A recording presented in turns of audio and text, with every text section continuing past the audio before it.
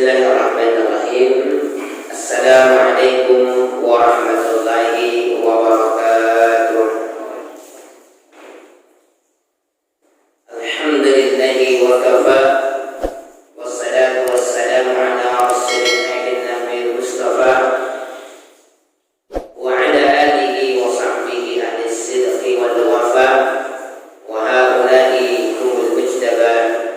Asyhadu an la ilaha illallah wahdahu la syarika lah, khaliqus samawati wal ardi wa ma bainahuma, tsumma 'alal 'arsy istawa.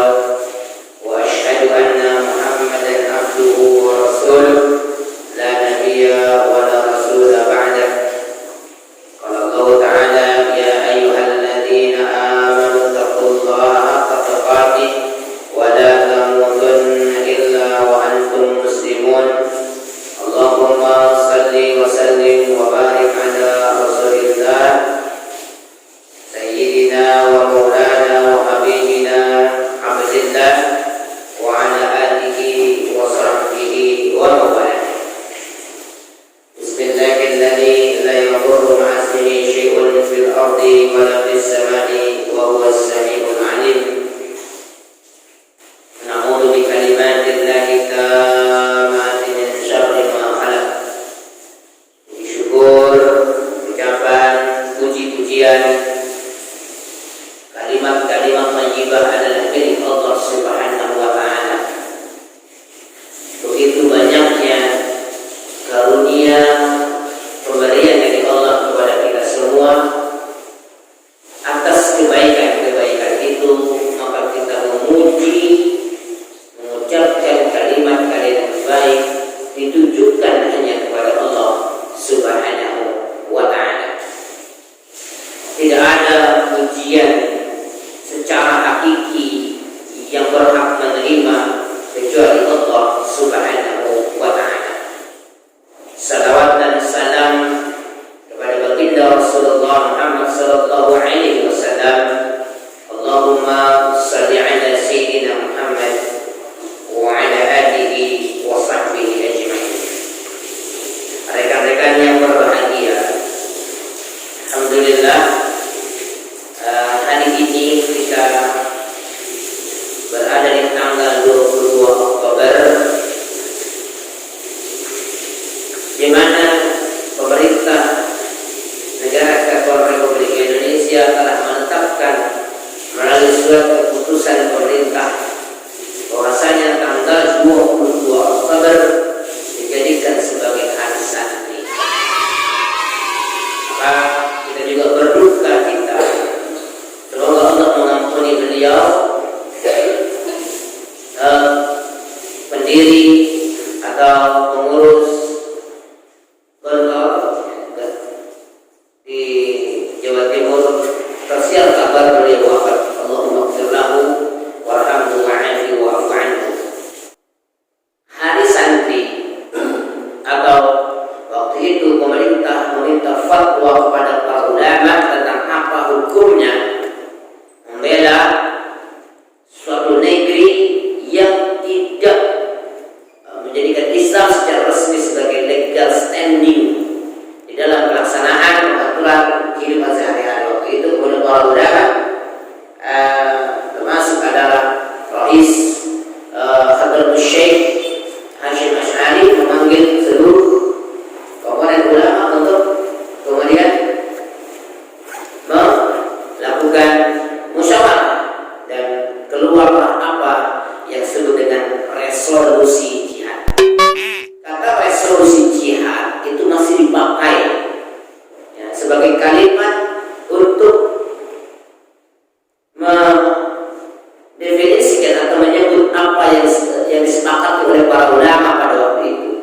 Namun di sisi lain juga kata jihad itu salah satu kata yang dalam tanda kutip kata jihad, walaupun di awal-awal kemerdekaan atau di awal berdirinya bangsa ini kata resolusi jihad itu atau istilah resolusi jihad itu diterima, tapi di sisi lain kita masih punya satu penyakit psikologis atau patut diduga demikian tentang kata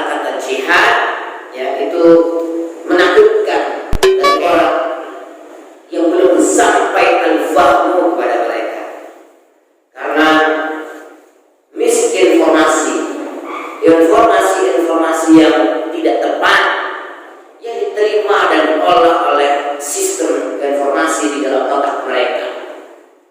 Jangan dengan resolusi jihad ini kemudian ada korelasinya dengan upaya dari kaum muslimin mencegah agresi militer Belanda berikutnya, ketika mereka menumpang di para penjajah itu menumpang atau menumpang kalau tidak salah di kapal milik Kenil zaman sana. Kita tahu kemudian ada peristiwa 10 November. Itu semua adalah kontribusi daripada orang-orang yang mengucapkan asyhadu an la ilaha illallah wa asyhadu anna Muhammadar Rasulullah. Kenapa kajian sirah nabawiyah pagi ini saya mulai dengan mengingatkan itu? Karena itu juga bagian dari sejarah. Sirah nabawiyah adalah sejarah. Peristiwa-peristiwa yang saya sebutkan tadi juga sejarah. Yang artinya apa? Sesama sejarah, sesama peristiwa sejarah itu selalu punya peluang untuk diambil kebaikan-kebaikan bagi generasi yang akan datang. Makanya kita nggak boleh melupakan sejarah. Makanya kita tidak ingin pelajaran sejarah itu, walaupun sejarah itu kan seperti yang ditulis dan seperti yang terjadi. Apa yang ditulis belum tentu menggambarkan meredaksikan sejarah pada umumnya, kecuali sirah nabawiyah. Kecuali sirah nabawiyah itu tidak terkena di teori sejarah dalam artian sebagaimana terjadi dan sebagaimana dituliskan. Itu tidak ada penentangan pada sirah nabawiyah karena melalui jalur yang disebut dengan riwayat. Jalur dan riwayat. Nah, dalam pelajaran sejarah itu ada namanya istilah sejarah secara ditinjau dari sejarah terjadi dan secara tertulis. Ini bisa berbeda. Oleh karena itu muncul berbagai kitab-kitab atau buku-buku ya karangan-karangan tentang sejarah yang saling melengkapi. Ya, saling melengkapi. Nah, ini penting teman-teman ya. Penting karena ada banyak yang tertulis dalam pelajaran sejarah pada mata-mata pelajaran yaitu juga tidak menggambarkan secara komprehensif ya tentang sebenarnya peristiwa yang terjadi. Misalnya peristiwa penyiaran Islam di Indonesia. Nah, penyiaran Islam di Indonesia. Kita semua sepakat bahwasannya penyiaran Islam di Indonesia itu dibawa oleh utusan Khalifah Turki Utsmani yang kemudian hari disebut dengan Wali Songo. Tapi cerita atau sejarah tentang Wali Songo itu tergantung siapa penuturnya. Dan yang tersebar di area kami, diakui atau tidak diakui, sangat banyak mengandung unsur-unsur spiritual atau mungkin ke arah mistis. Jangan. Nah, ini kalau ada yang menulis ulang sejarah itu berdasarkan dokumen-dokumen terbaru yang telah didapatkan. Namun apa yang ditulis itu tidak serta-merta menjadi kurikulum yang akan dibaca oleh putra-putri kita yang melaksanakan pendidikan di tingkat dasar ataupun di tingkat lanjut. Minimal 12 tahun. Ini sebagai mukaddimah.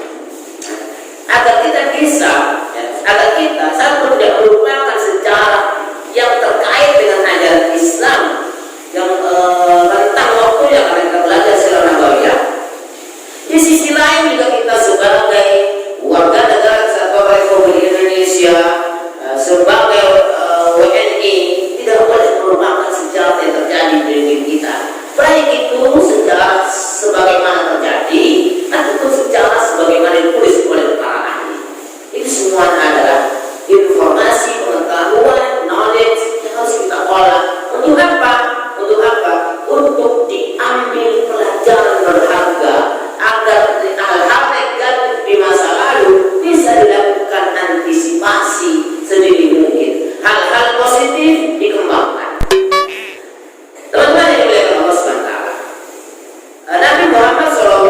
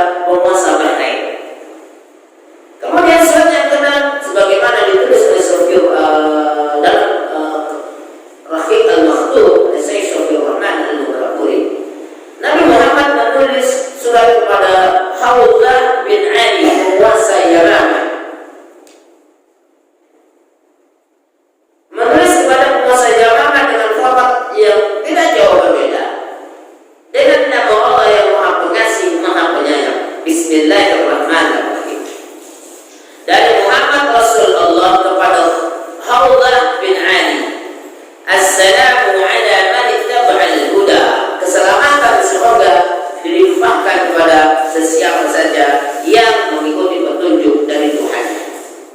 Ini adalah salam yang dicontohkan dalam format kepada selain atau kepada pemeluk, kepada mereka yang belum bersyahadat. Ya kan? Kalau di Indonesia formatnya setidaknya ada 5, ya kan? Format salam itu, ya kan? Yang biasa dipakai oleh para pejabat negara selain Assalamualaikum warahmatullahi wabarakatuh. Tapi kita juga pernah mendengar sebagian ada yang menggunakan hanya 2 format. Assalamualaikum warahmatullahi wabarakatuh. Kemudian kesejahteraan bagi mereka yang mengikuti petunjuk dari Tuhan, itu lebih selamat, ya, lebih selamat. Karena mungkin akan ada perbedaan pendapat fikih, ingat perbedaan pendapatnya ada tentang kefahaman kalau dalam mengucapkan salam, ya kan?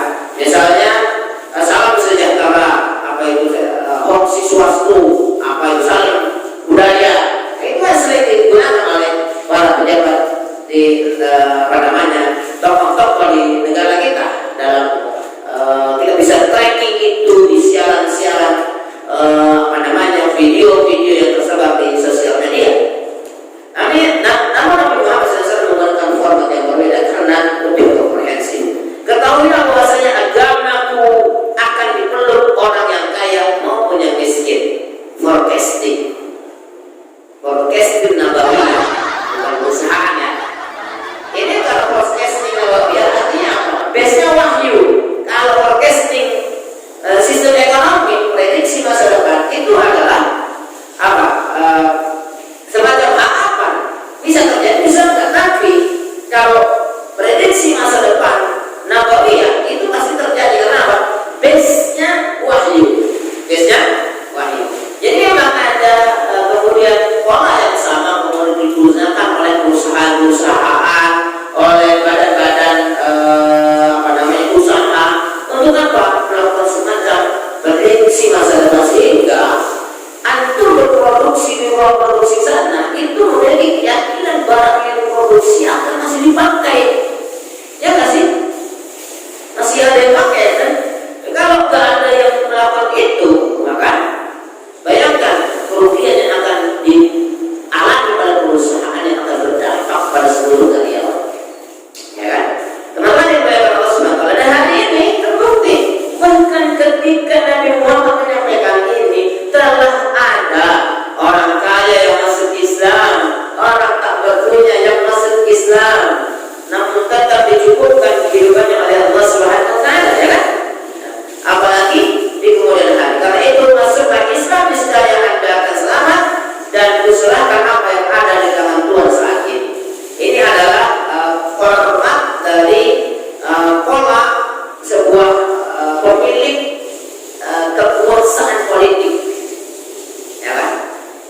Sama seperti yang dituliskan oleh Sulaiman kepada Balqis, datanglah kepadaku dengan berserah diri kepada Allah Subhanahu wa Ta'ala. Para raja paham, para penguasa paham dengan format sederhana ini, ya, paham dengan format sederhana ini.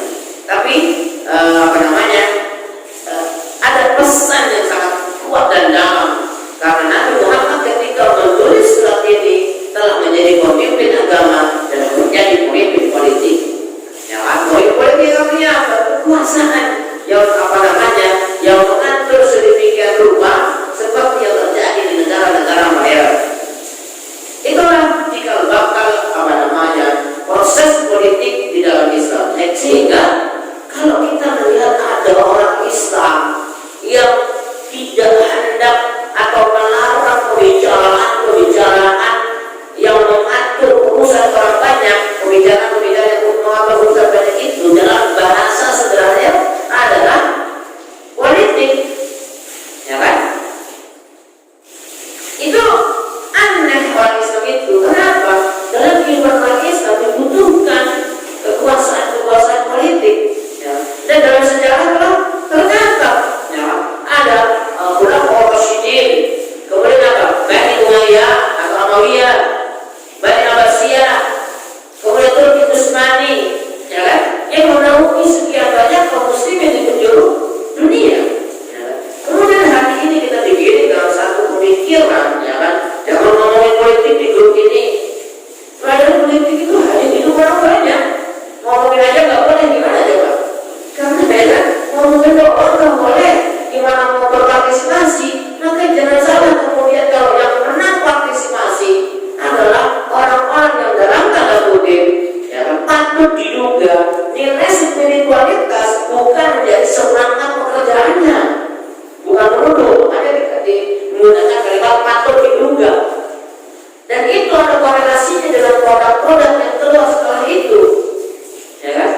Memang negara Indonesia telah menetapkan dirinya sebagai bentuk negara republik, tapi dalam negara republik ini ada aturan-aturan yang kemudian tetap mengakomodir masalah-masalah keagamaan.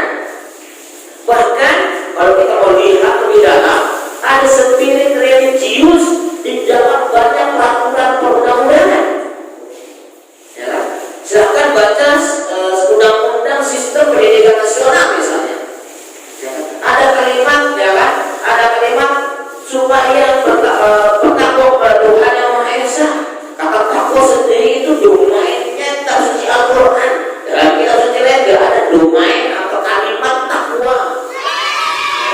Disinilah kemudian kita perlu melek kondisi itu. Walaupun mungkin itu tidak akan berpengaruh secara signifikan pada perubahan kondisi perpolitikan. Tapi kita sebagai orang Islam yang nggak boleh nggak tahu amat gitu kan, atau nggak boleh nggak peduli. Karena itu adalah urusan hajat hidup orang banyak. Ya kan? Nabi Muhammad SAW mempercayakan kurir yang membawa saat ini adalah Salim bin Al-Alim. Saat tiba di hadapan penguasa Yamamah, yakni Khawlah bin Ali, ya, Allah menyambut kedatangannya dengan ramah dan menyuruhnya masuk ke kediaman beliau. Kemudian Allah membaca surat beliau dan sesekali memberi komentar, lalu menulis balasan kepada Nabi Muhammad SAW. Korespondensi berjalan dengan baik. Apa yang ditulis oleh Allah bin Ali? Sungguh bagus dan baik apa yang Anda serukan, yang Tuhan serukan. Orang-orang Arab banyak yang takut terhadap kekuasaanku. Jika Tuhan mau memberikan sebagian urusan kepadaku, tentu aku mau mengikuti Tuhan. Sedia masuk Islam. Allah kemudian memberikan hadiah yang berlimpah dan memberikannya kain tenun yang bagus. Semua hadiah diserahkan kepada Nabi Muhammad SAW dan mengabarkan apa yang dialaminya. Lalu Nabi Muhammad SAW membaca surat balasan dari Allah dan lalu beliau bersabda, jika dia meminta sepetak tanah kepadaku, aku tidak akan memberinya. Cukup apa yang dimilikinya saat ini. Namun setelah Rasulullah SAW kembali dari para Mekah, maka malaikat Jibril mengabarkan kepada Nabi Muhammad bahwa Khawlah sudah meninggal. Untuk itu beliau kemudian bersabda, dari Yamamah ini akan muncul seorang pendusta yang membual sebagai nabi.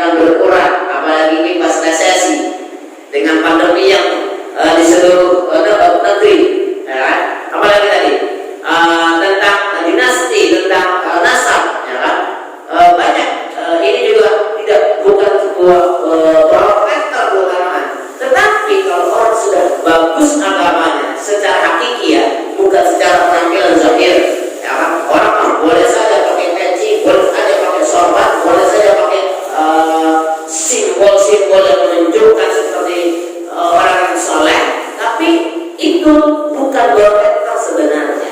Karena barometer sebenarnya ada barometer perilaku, yang ada barometer perilaku. Ya kan kita malu di media sosial, ya kan? Misalnya ada unggahan video seorang ustaz, seorang kiai ingin khutbah Jumat. Di tengah perjalanan khutbah Jumat ada razia. Dia nggak pakai helm, dia marah-marah sama polisi. Ini maaf ya, dalam tanda kutip bukan contoh yang perilaku yang baik. Kan kita malu sama hijaunya sorban ini. Kita kan malu pakai sama hitamnya peci nasional ini. Bahkan misalnya kita di hari santri ini misalnya pakai sarung pergi ke mall, terlalu melototnya kuntilanak sudah bolong di sana. Anak kecil ini, wanita yang sudah berbentuk aurat, kan malu dengan apa? Dengan atribut itu. Lihat, atribut ini memang memiliki kekuatan, tapi kekuatannya tidak sekuat dari inner beauty, dalam ketakwaan dari hati. Karena at-taqwa hahuna, bukan hahuna atau hahuna. Makanya jangan walaupun tetap kita menilai orang adalah apa yang terlihat, ya, apa yang terlihat, bukan yang tersembunyi dalam hati. Hati itu urusannya Allah Subhanahu Wa Taala, tapi selalu dalam tanda kutip ada variasi. Ya kan, ada variasi. Kenapa? Hati kan panglima jenderal yang menentukan arah kebijakan tubuh manusia, pikiran-pikirannya, kalimat untaian kalimatnya, paragraf-paragraf yang ditulisnya, itu adalah bervariasi dengan itu. Ada seorang yang bertanya, wahai Rasulullah, siapakah yang dibunuh? Yang dibunuh yang berjawab, kamu dan rekan-rekanmu. Dan memang begitulah yang terjadi. Lihat, kita kalau dapat prediksi jatah umur kita tinggal 3 bulan atau 6 bulan dari dokter, kita ini misalnya, aduh kayaknya nggak bisa diselamatin Pak Bapak. Kayak waktu Bapak Rani melihat kondisi medis nih ya, secara apa namanya klinis, ya kan, jantung Bapak nggak bertahan lama nih, ya kan, kalau nggak dilakukan operasi. Setelah operasi ternyata operasinya tidak berjalan mulus, kemungkinan Bapak tinggal hidup 6 bulan. 6 bulan lagi hidup. Stres nggak dia? Oh itu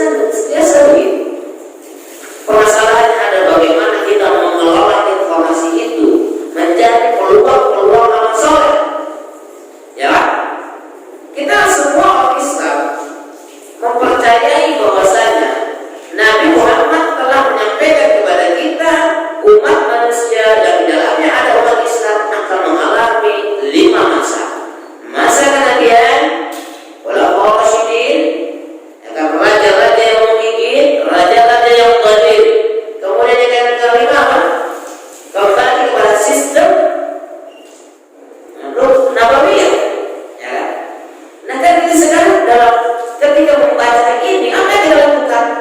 Apa yang kita lakukan? Kita melakukan satu kegiatan-kegiatan sebagai peluang-peluang amal soleh. Misalnya menyiapkan anak-anak kita untuk bisa menjadi Muhammad Al-Fatih baru sesuai dengan kapasitinya. Kan begitu. Dan itu adalah menangkap satu prediksi masa depan yang akan membuahkan amal saleh. Makanya itu dimulai dari Islam Barat, dari upaya memperbaiki diri. Ya, kita terus berupaya agar diri kita menjadi saksiah, menjadi pribadi muslim, luarnya dan dalamnya, keinginannya, pikirannya dan perbuatannya. Kan ada dalam Ramuna itu dasar dharma nomor 10, suci dalam pikiran, perkataan dan perbuatan. Religius banget enggak sih kalimat itu? Ya kan? Kan itu kan berarti meyakini dengan hati, mengucapkan dengan lisan, melakukan dengan amal badan. Pengertian apa itu? Pengertian